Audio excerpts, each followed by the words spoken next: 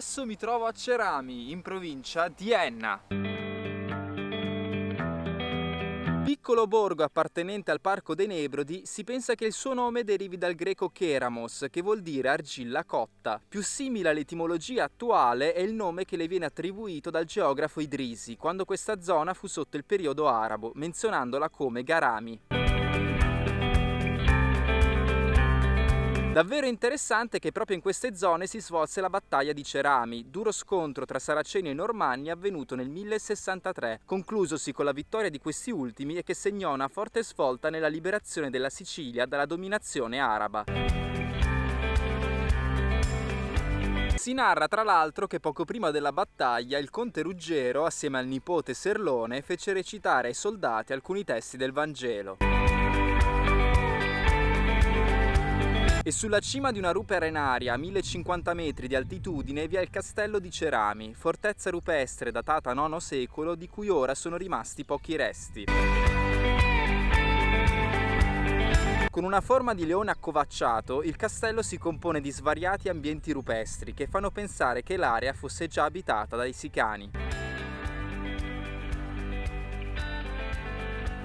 Se inizialmente fu utilizzato a scopo difensivo e bellico, dal 1663, con Francesco Rosso, principe di Cerami, fu ampliato e convertito in palazzo signorile.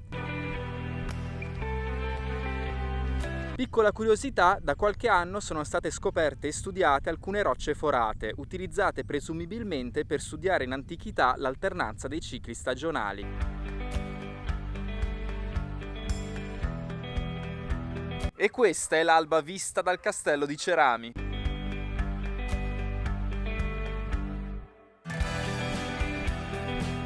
È a Cerami che ho scoperto Sutera Lumache, azienda nata quest'anno con l'obiettivo di commercializzare cosmetici di alta qualità a base di bava di lumaca. La loro linea si compone di crema viso, contorno occhi e siero, con il nome di Sicily Bioluma. Da consigliare inoltre è La Fenice, locale che fa sia da pub che da pizzeria, situato nel centro di Cerami. E a ricadere per la maggior parte nel territorio di Cerami è il lago Ancipa, bacino idrografico realizzato negli anni 50 con lo scopo di produrre energia elettrica e fornire acqua a scopo irriguo e a uso potabile. Con i suoi 944 metri di altitudine è il lago più alto dell'intera Sicilia. E nei pressi del lago vi sono le bellissime rocche di Cunnulio, un insieme di rocce arenarie che danno vita a una bellissima gola, entro cui passa uno dei fiumi immissari dell'Ancipa. La presenza di queste rocche rende lo scenario dell'Ancipa un posto davvero unico. Affascinante nel territorio di Cerami è il Ponte Vecchio, menzionato da Cicerone nelle sue Verrine.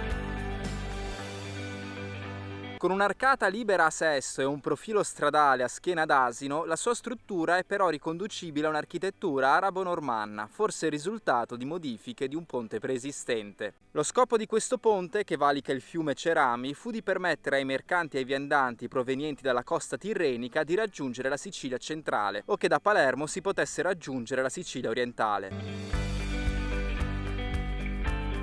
Ponti analoghi si possono trovare a Troina con il ponte Failla, a Bronte con il ponte di Serravalle e ad Adrano con il ponte dei Saraceni. Ed un enorme grazie va al comune di Cerami e alla trattoria da Carmelina che mi hanno ospitato e mi hanno permesso di realizzare questo video. Grazie! Ciao!